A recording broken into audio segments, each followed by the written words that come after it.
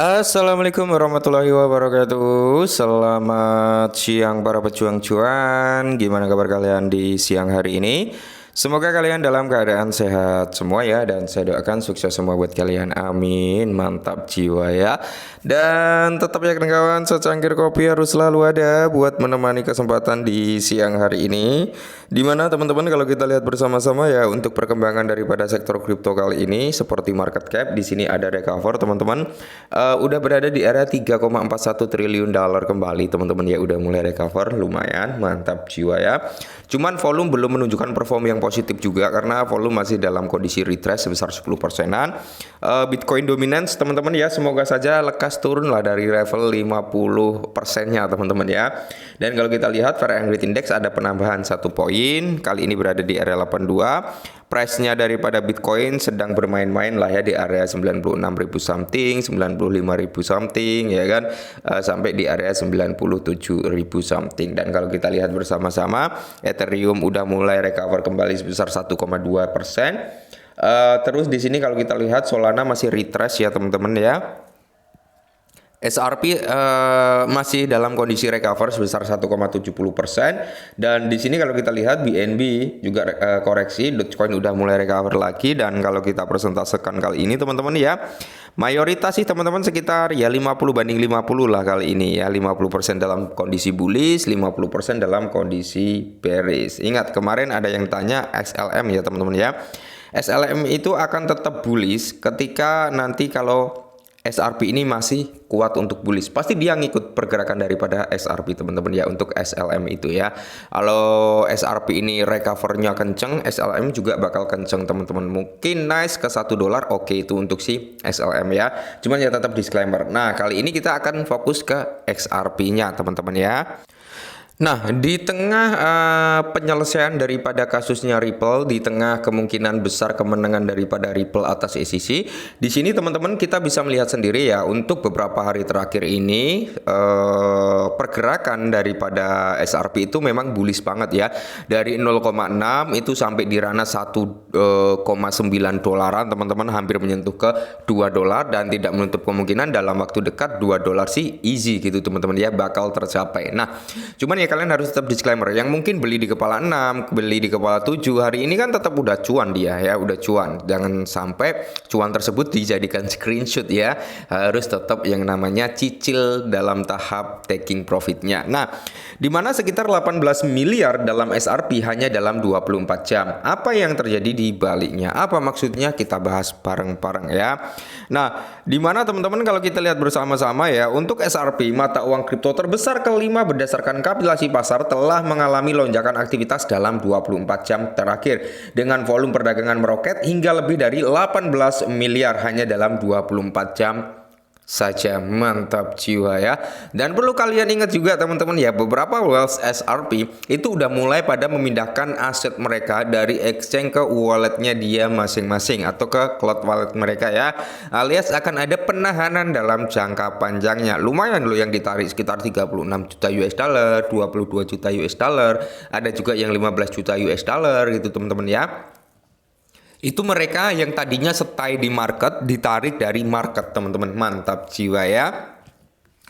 Terus di sini lonjakan aktivitas yang luar biasa ini disertai dengan pergerakan paus yang signifikan dengan Wells Art melacak sekitar 292,7 juta XRP yang berpindah melalui beberapa transaksi XRP. Pelacak data daripada blockchain Wells Art melaporkan 5 transaksi yang melibatkan sekitar 292,7 juta XRP selama 24 jam terakhir. Transaksi ini memperlihatkan perpindahan XRP dari bursa atau dompet ke dompet lain teman-teman ya. Terus ini adalah data trackingnya, kalian bisa cek sendiri lah ya teman-teman ya dari Wells Art-nya itu.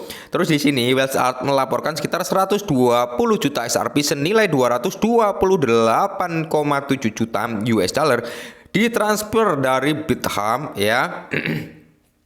Itu sebesar 13,4 juta SRP senilai 25,9 juta US dollar ditransfer dari Binance.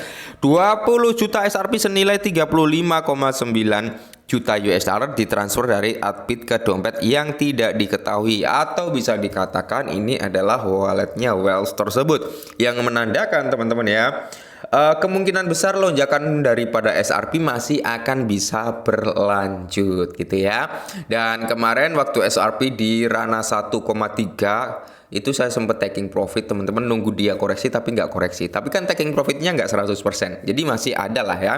Masih ada gitu teman-teman. Antisipasi seperti itu. Kalau nggak bisa turun, kita bisa pindahkan value tersebut ke koin lainnya gitu teman-teman ya. Yang penting jangan 100% di TP gitu teman-teman ya. Nah, buat teman-teman semua yang menanyakan apakah SRP ini masih kuat untuk naik, teman-teman ya, kemungkinan besar SRP ini masih kuat lah teman-teman untuk mengalami bullish kembali.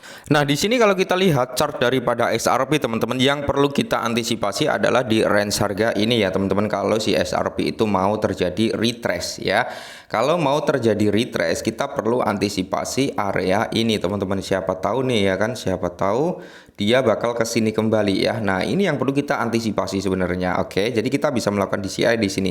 Atau dia juga bisa teman-teman hanya menyenggol shadow-nya aja di kisaran 1,6 ya. Tapi kalau shadow-nya ini nggak mampu mempertahankan pergerakan bearish daripada SRP, mungkin bisa sampai di kisaran harga 1,5 bahkan sampai di kisaran 1,4 kembali. Kalian nggak usah panik ketika SRP itu menyentuh di ranah tersebut.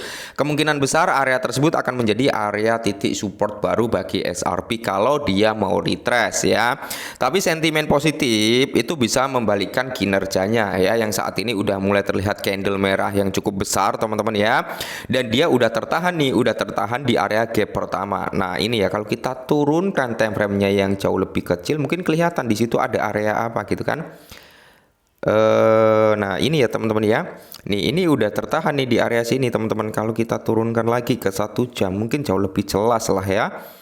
Bentar. Oke, nah ini teman-teman, ada area di mana area support yang menahan daripada pergerakan SRP. Cuman di sini kalau kita lihat hampir membentuk kayak double bottom ya. Bukan double bottom, double top teman-teman ya di time frame 1 jam. Kalaupun dia mau koreksi teman-teman ya. Nih, kalau dalam time frame 1 jam kita bisa melihat nih, ini kan udah terrealisasi ini menahan daripada pergerakan SRP biar nggak turun lagi. Tapi kalau ini terjebol, nice.